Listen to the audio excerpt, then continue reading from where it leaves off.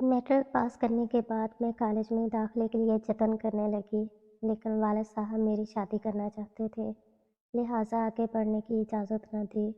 یوں ہی سال گزر گیا، شادی ہوئی اور نہ داخلہ لیا۔ اب والد کو بھی احساس ہوا کہ شادی تو جب ہی ہوگی جب نصیب کا تالا کھلے گا، تب تک لڑکی پڑھ لے گی تو آگے تعلیم اس کے کام آئے گی۔ نئے سال انہوں نے کہا کہ بیٹی آگے پڑھنا چاہتی ہو تو داخلہ لے لو، اگر اس دوران کوئی اچھا رشتہ آ گیا تو پھر تعلیم کو خیر بات کہہ دینا۔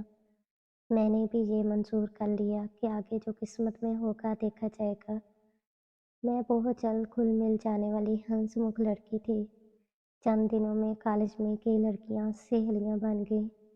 وجہ یہ تھی کہ ہر وقت ان کو ہنساتی رہتی تھی، تبھی وہ مجھے پسند کرتی تھیں۔ تاہم میں نے کبھی کسی پر اپنے دکھ ظاہر نہ کیے۔ کسی دن ذرا خاموش بیٹھ جاتی تو ان کو فکر ہو جاتی کہ آج مجھے کیا ہوا ہے۔ پھر سب لڑکیاں میرے پیچھے پڑ جاتی کہ کیا بات ہے، تم چپ کیوں ہو، کیا گھر میں کوئی بات ہوئی ہے؟ تب میں نہ چاہتے ہوئے بھی ہنس دیتی۔ دن نہایت اچھے گزر رہے تھے۔ میں بس کالج میں جاتی تھی، اگر بس میں بیٹھنے کی جگہ نہ ہوتی تو لڑکیاں کھڑے ہو کر چلی جاتی، لیکن میں کھڑی نہیں ہو سکتی تھی، ذرا سا جھٹکا لگتا گر جاتی۔ مسافر مجھ پر ہنستے اور لڑکیاں بھی مذاق اڑاتی۔ ایسا کئی بار ہوا۔ اتفاق سے ایک نوجوان نے بھی میرے گرنے کا تماشا دیکھا۔ جس بس اسٹاپ پر میں کھڑی ہوتی تھی، یہ نوجوان بھی اسی وقت اسی بس اسٹاپ پر اپنی گاڑی لا کر کھڑی کر دیا کرتا تھا۔ وہ یہاں سے اپنے ایک دوست کو اٹھاتا تھا۔ کچھ دنوں سے میں محسوس کر رہی تھی کہ وہ لڑکا مجھ پر توجہ مذکور کیے رکھتا ہے۔ وہ ایک خوبرو، خوش لباس اور خوشحال شخص تھا۔ کسی یونیورسٹی کا طالب علم لگتا تھا۔ میں اس کی طرف دیکھنے سے حتی المکان گریز کرتی تھی، پھر بھی اس کی نگاہیں مجھ کو اپنی طرف تکتی محسوس ہوتی۔ اسٹاپ پر اس کی وجہ سے بھی الجھن میں مبتلا رہنے لگی، کیونکہ میرے ساتھ اکثر لڑکیاں بھی ہوتی۔ تبھی میں نے برقع لینا شروع کر دیا۔ اپنی کار میں وہ اسٹاپ کے سامنے سے گزرتا تھا۔ دن یوں ہی گزرتے رہے، میں نے اس کی طرف بالکل توجہ نہ دی، لیکن روزانہ وہ میرے قریب سے گزرتے ہوئے آہستہ سے کہتا کہ میں آپ کو ڈراپ کر دوں۔ میں نے کبھی اس کی بات کا جواب نہ دیا۔ ایک دن سب لڑکیاں اسٹاپ پر کھڑی تھیں، دھوپ بہت تیز تھی، تبھی ہم بس کے انتظار میں قریبی دکان میں کھڑے ہو گئے۔ یہ اسٹیشنری کی دکان تھی، جہاں سے ہم کاپیاں، رجسٹر اور کتابیں وغیرہ خریدتے تھے۔ لڑکیاں خوش گپیوں میں مصروف تھیں کہ دکاندار کی آواز پر سب چونک گئے۔ وہ کہہ رہا تھا کہ آپ میں سے جس بہن کا نام شاہین ہے، اس کا فون آیا ہے، سن لیں۔ شاہین تو میرا نام تھا۔ تبھی میرا رنگ زرد ہو گیا۔ میں چپ رہی، تبھی میری ساتھی لڑکی بولی، فون کسی لڑکے کا ہے یا لڑکی کا؟ جی، کوئی لڑکی بول رہی ہے۔ میں حیران تھی کہ یہ کون سی دوست ہے۔ ابھی میں فون پر الجھ رہی تھی کہ وہ صاحب بھی اسی دکان پر آ گئے۔ میں نے فون پر بات کرتے ہوئے کتابیں اور اینک کاؤنٹر پر رکھ دی تھی۔ بڑی دیر بعد مشکل سے اس نامعلوم سہیلی سے پیچھا چھڑایا۔ فون بند کیا ہی تھا کہ بس آ گئی اور سب لڑکیاں دوڑ کر اس میں سوار ہو گئیں۔ گھبراہٹ میں اپنی ایک کتاب اور اینک کاؤنٹر پر چھوڑ دی، بس کی طرف تیز قدموں سے چل دی۔ دوسرے دن دکان والے سے اپنی کتاب اور اینک کا پوچھا۔ معلوم ہوا وہی نوجوان میری چیزیں اٹھا لے گیا تھا۔ اس نے دکاندار سے کہا کہ میں شاہین کا کلاس فیلو ہوں، اسے دے دوں گا۔ اگلے روز میں پھر دکان میں گئی اور کہا کہ کیا ان صاحب نے میری چیزیں لوٹائی ہیں؟ اس نے کہا، ہاں یہ لیجیے، آپ کو نہیں دے پائے تھے، تب بھی واپس یہاں رکھ گئے۔ میں نے اپنی چیزیں اٹھا لیں۔ گھر لا کر کتاب کھولی تو اس میں ایک شعر درج تھا۔ اگلے دن پھر میں دکان پر گئی اور دکاندار سے کہا کہ یہ کاغذ میری کتاب میں جس نے رکھا تھا اسی کو دے دینا، اور کہہ دینا کہ مجھے اس قسم کے اشعار سے کوئی دلچسپی نہیں ہے۔ دکاندار نے کہا، اس کا نام سروش ہے، وہ میرا دوست ہے، میں اسے دے دوں گا اور تنبیہ بھی کر دوں گا، آپ فکر نہ کریں، وہ آئندہ ایسی حرکت نہیں کرے گا۔ یہ کہہ کر اس نے پرچہ رکھ لیا۔ میرے ساتھ اکیلا تھی، بولی، شاہین پلیز اس کو مت ٹھکراؤ، کتنا اچھا لگتا ہے وہ خوبصورت آنکھوں والا، میں تو اس پر مرتی ہوں۔ میں نے جواب دیا، تم مرتی ہو تو مر جاؤ، بلکہ چلو پھر پانی میں ڈوب مرو، مجھے اس قسم کے گانوں والے شعروں سے چڑ ہے۔ اس کے بعد وہ روزانہ مجھے اس دکان پر فون کرنے لگا۔ وکیلا میری بجائے خود دکان پر جا کر اس کا فون سنتی، میں اسے منع کرتی لیکن وہ نہ مانتی۔ ایک دن میں نے فون اس سے لے لیا اور کہا کہ خدا کے لیے تم میرا پیچھا چھوڑ دو، تمہارا میرا کوئی میل نہیں۔ اس پر وہ بولا میری ایک بات سن لو، مجھے اپنی ماں کی قسم میں تم کو کبھی دھوکہ نہ دوں گا، خدا کے لیے مجھ پر بھروسہ کرو، اگر تم نے مجھ سے بات نہ کی تو میں تمہارے سامنے بس کے نیچے سر دے دوں گا۔ اس بات سے میں گھبرا گئی، تمام رات میری سوچوں میں گزر گئی، سمجھ میں نہیں آتا تھا کہ کیا کروں، کیا کالج جانا چھوڑ دوں۔ وہ روزانہ فون کرتا اور اکیلا اس کا فون سن کر اس کے پیغامات مجھے دیتی، پھر اس نے میرا پرسنل نمبر بھی اسے دے دیا۔ تب میں اپنے دوست سے بہت ناراض ہو گئی اور اس سے بات چیت بند کر دی۔ جب میں نے اس کے فون نہ سنے تو وہ میرے کالج کے راستے میں آنے لگا۔ میں نے تنگ آ کر ایک روز روڈ پر ہی اسے برا بھلا کہا اور سختی سے بات کی۔ ایک طرف والد صاحب کا ڈر اور خاندان کی عزت کا سوال تھا، تو دوسری جانب یہ جنونی انسان تھا۔ ایک دن فون اٹھایا تو سروش نے خدا کا واسطہ دے کر کہا کہ فون بند نہ کرنا۔ پہلے میں سختی سے جواب دیتی تھی، اس روز منت بھرے لہجے میں بولی، دیکھو سروش، تم جو بھی ہو میرا پیچھا چھوڑ دو، مجھے تنگ نہ کرو، میری بہت مجبوریاں ہیں، بڑی مشکل سے پڑھائی کے لیے اجازت ملی ہے۔ والد صاحب کو علم ہو گیا تو وہ دوسری کوئی بات نہ کریں گے، بس مجھے کالج سے ہٹا دیں گے اور میرا بڑا نقصان ہو جائے گا۔ میں ایک برقع نشین لڑکی ہوں، اس سے میرے گھر والوں کے ماحول اور مزاج کا اندازہ کر لو۔ تم کسی اور لڑکی سے دوستی کر لو مگر مجھے تنگ مت کرو، تمہیں اپنی امی کا واسطہ بات کو یہیں ختم کر دو۔ اس نے کہا، میں تم کو حاصل کرنا چاہتا ہوں، مجھے ہی کیوں، اور بھی تو اتنی لڑکیاں میرے ساتھ ہوتی ہیں، تم برقع لیتی ہو باحیا ہو اس لیے، تبھی مجھے بدنام کرنے کا سامان کر رہے ہو۔ میں تم کو حاصل ہونے والی نہیں ہوں، امید پر دنیا قائم ہے، انسان کوشش تو کرتا ہے۔ میں نے فون بند کر دیا۔ یہ میری اس کے ساتھ پہلی تفصیلی بات چیت تھی۔ اگلے روز کالج کے لیے نکلی تو دل بری طرح دھڑک رہا تھا اور ہاتھ پاؤں ٹھنڈے ہو رہے تھے۔ پچھتا رہی تھی کہ خواہ ہی اس شخص سے بات کی۔ سوچا کہ آج اپنے اسٹاپ کی بجائے اگلے اسٹاپ پر کھڑی ہو جاتی ہوں اور وہاں سے بس لے لیتی ہوں۔ میں اگلے اسٹاپ کی طرف چلنے لگی، تھوڑی ہی دور چلی تھی کہ ہمت جواب دینے لگی۔ اکیلا آتی دکھائی دی، حالانکہ ہماری بات چیت بند تھی، لیکن اسے دیکھ کر پھر بھی حوصلہ ہوا۔ سوچا واپس اسی کے ساتھ اپنے والے بس اسٹاپ پر پلٹ جاتی ہوں۔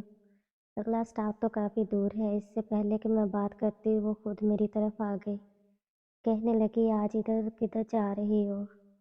میں چپ تھی، کوئی بات نہ بن پا رہی تھی۔ کالج کی بس کے پیچھے دوڑی مگر وہ نکل گئی۔ میں نے بے تکا سا جواز بتا دیا۔ اس نے بال کی کھال نہیں اتاری اور میرے ساتھ ہوئی۔ ہم تھوڑی دور ہی چلے تھے کہ پیچھے سے ایک تیز رفتار موٹر سائیکل نے اسے ٹکر ماری اور وہ سڑک پر گر گئی۔ کتابیں کہیں تو جوتے کہیں، موٹر سائیکل والا تو ٹکر مار کر بھاگ گیا۔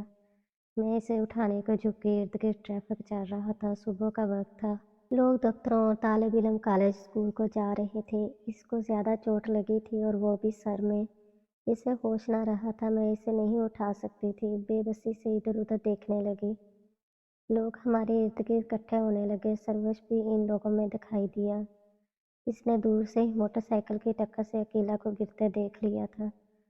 ہجوم میں اسے دیکھا تو لگا جیسے غیروں میں کوئی اپنا آ گیا ہے۔ میری گھبراہٹ میں کمی ہو گئی۔ اس نے آگے بڑھ کر اکیلا کو بازوؤں میں اٹھا لیا اور کنارے پر کھڑی اپنی گاڑی کی طرف لے گیا۔ مجھے کہا کہ میرے پیچھے آؤ، ہمیں اسے اسپتال لے جانا ہوگا۔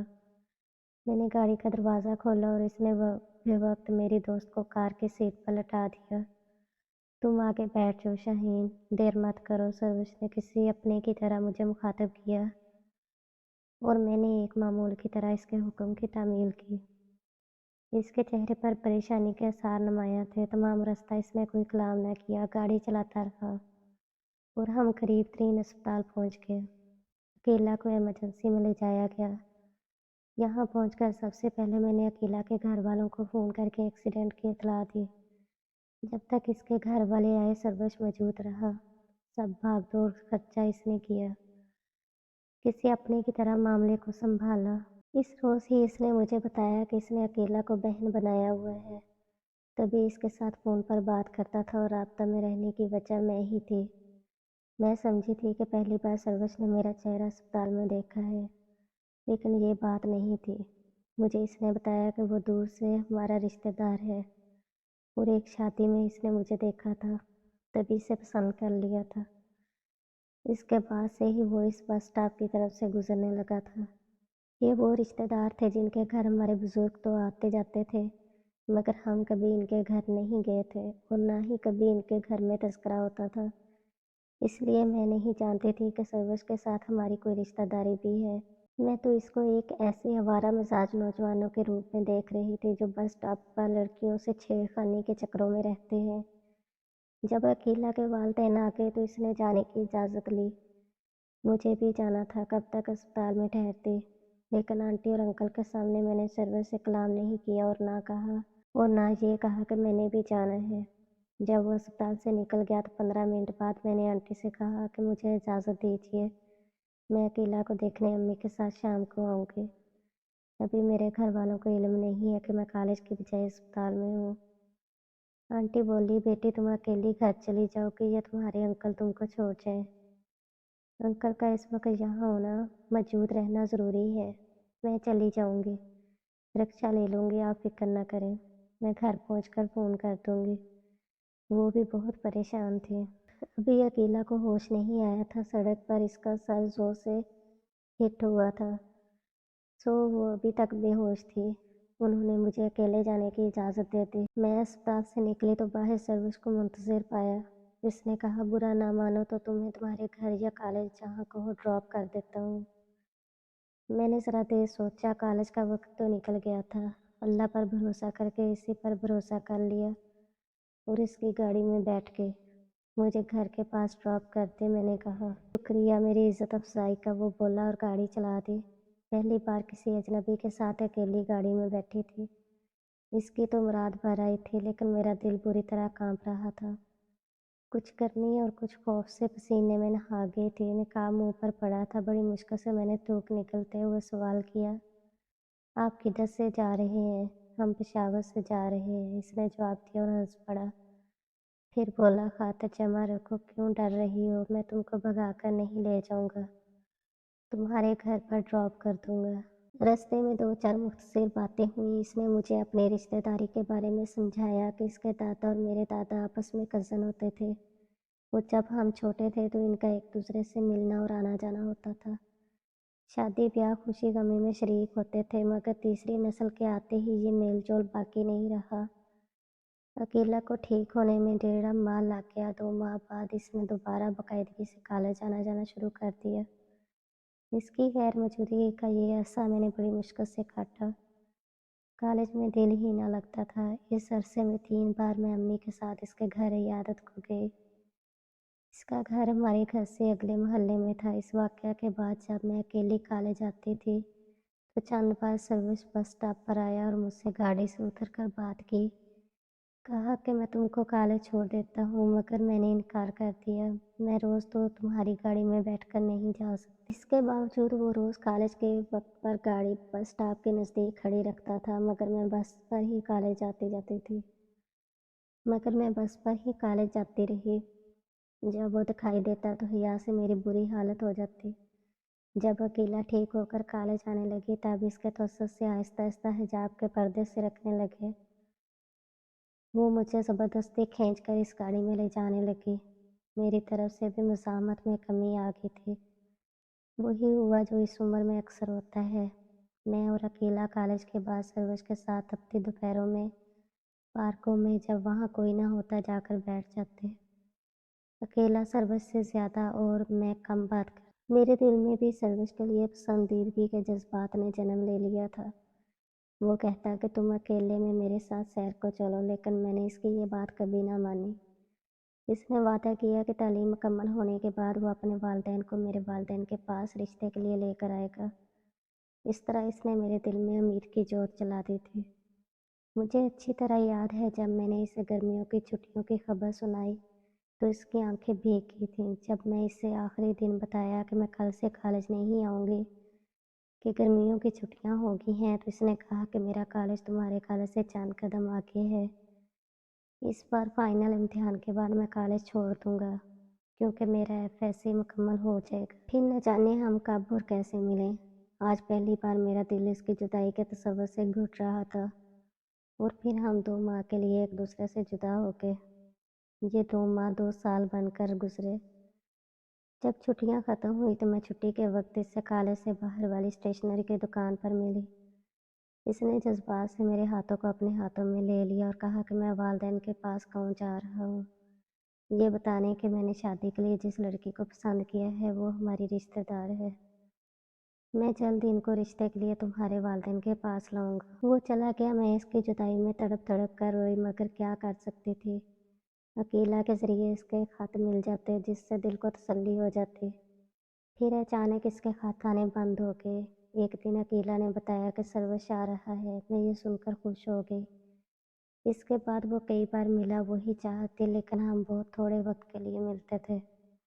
عقیلہ ساتھ ہوتی تھی، یوں دل کی باتیں دل میں ہی رہ جاتی۔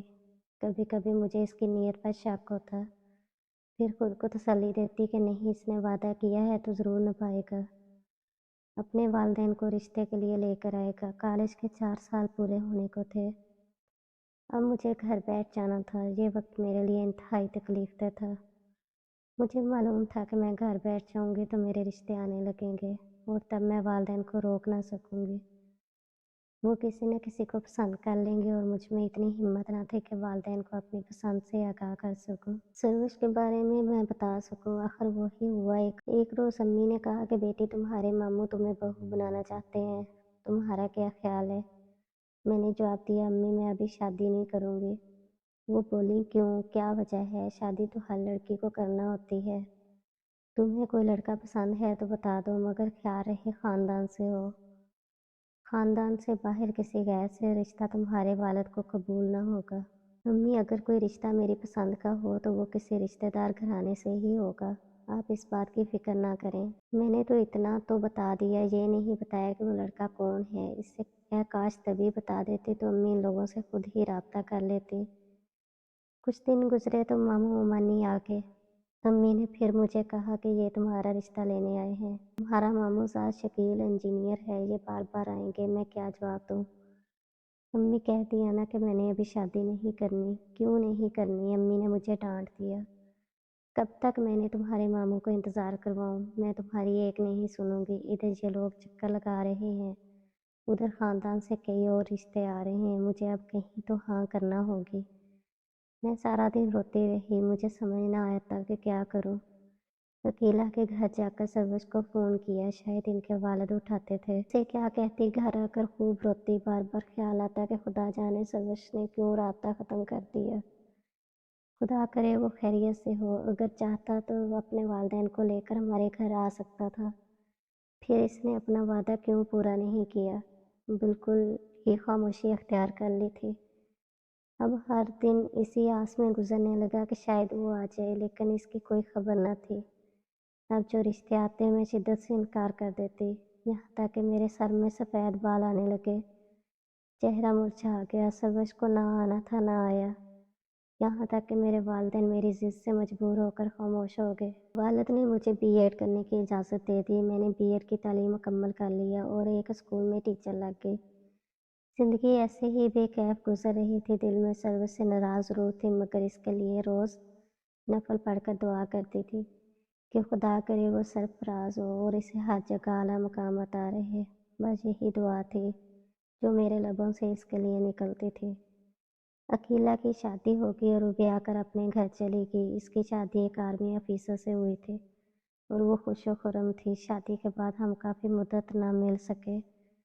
میں نے اپنی ویران زندگی سے سمجھوتا کر لیا، لیکن سروش کی یاد کو دل سے دور نہ کر سکی۔ خیالوں میں اس سے شکوہ کرتی کہ کیا میری وفاؤں کا یہی صلہ ہے؟ میں نے تو ماں باپ کی نافرمانی کی، تمہاری خاطر رشتے رد کر کے تمہارا انتظار کیا، اور تم نے پلٹ کر خبر بھی نہ لی۔ کیا اسی کا نام محبت ہے؟ ہماری محبت تو پاکیزہ تھی، پھر کیوں مجھے ایسی کڑی اور لمبی سزا ملی؟ میں تو اب بھی خود کو سروش کی امانت سمجھتی تھی کہ شاید وہ کسی دن آ جائے اور میرے والدین سے رشتہ مانگ لے۔ ایک روز میں اسکول سے لوٹی تو عقیلہ میرے گھر آئی ہوئی تھی۔ میری خوشی کی انتہا نہ رہی۔ مدت کے بعد وہ ملنے آئی تھی، لیکن اکیلی نہیں تھی، 3 ننھے منھے پیارے پیارے منمونے سے بچوں کے ساتھ۔ میں نے لپک کر ان کو گلے لگایا، پیار کیا اور کہا، اکیلا تو اتنی خوبصورت تو نہیں، پھر یہ پری ساتھی کہاں سے لے آئی ہو؟ تمہارے بچے تو بڑے خوبصورت ہیں۔ وہ بولی، یہ اپنے باپ پر گئے ہیں، وہ بہت خوبصورت ہیں۔ بھائی بڑی لکی ہو۔ ایسا کہتے ہوئے مجھے سروش یاد آ گیا۔ وہ سمجھ گئی کہ مجھے میری کس محرومی نے افسردہ کر دیا ہے۔ کچھ دیر توقف کے بعد کہنے لگی، شازیہ کبھی سروش نے تم سے رابطہ کیا؟ اس کا کچھ پتہ چلا؟ میں نے جواب دیا، کبھی نہیں۔ کیا تم سے رابطہ کیا اس نے؟ کبھی نہیں۔ لیکن یہ کہہ کر اس نے چپ سادھ لی۔ لیکن کیا کوئی بات ہے تو مجھے بتا دو، چھپانا مت۔ تم کو اپنے بچوں کی قسم، میں بہت تکلیف میں ہوں۔ جانتی ہو کہ انتظار کی اذیت کتنی زیادہ ہوتی ہے؟ جانتی ہوں، لیکن جو بات ہے وہ تم سن نہ سکو گی۔ میں ہر بات کے سننے کا حوصلہ رکھتی ہوں، چاہے کتنی ہی تکلیف دہ بات کیوں نہ ہو، مگر اس اذیت سے کام ہوگی جو انتظار کی اذیت میں سہ رہی ہوں۔ تبھی اس نے بتایا، شازیہ میرے شوہر جس پیچ میں رہتے تھے، سروس بھی اسی پیچ میں تھے۔ ایک سلیکشن ہوا، پھر ایک بار کارگل کی جنگ ہوئی تو محاذ پر دونوں ساتھ تھے۔ اللہ تعالیٰ نے شکیل کی زندگی سلامت رکھی، مگر سروش نے شہادت پائی۔ میں تم کو یہ خبر نہیں دے سکی کیونکہ مجھ میں حوصلہ نہ تھا۔ سروش نے تمہارے لیے اپنے والدین سے بات بھی کر لی تھی، وہ بھی راضی تھے، مگر زندگی نے اسے اتنی مہلت نہ دی کہ وہ لوگ تمہارا رشتہ مانگنے آتے۔ اب سروش کی شہادت کے رتبہ پر اعلیٰ مقام پا چکا ہے اور اللہ تعالیٰ نے ایسی اس سے سرفرازی عطا کی ہے جس سے بڑی سرفرازی اور کوئی نہیں ہے۔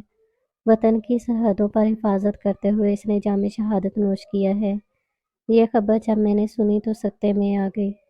ہوش نہ تھا کہ روؤں یا خوشی کے اس احساس میں ڈوب جاؤں کہ سروش بے وفا نہ تھا، بلکہ اس نے اپنے وطن کے لیے جان قربان کی تھی۔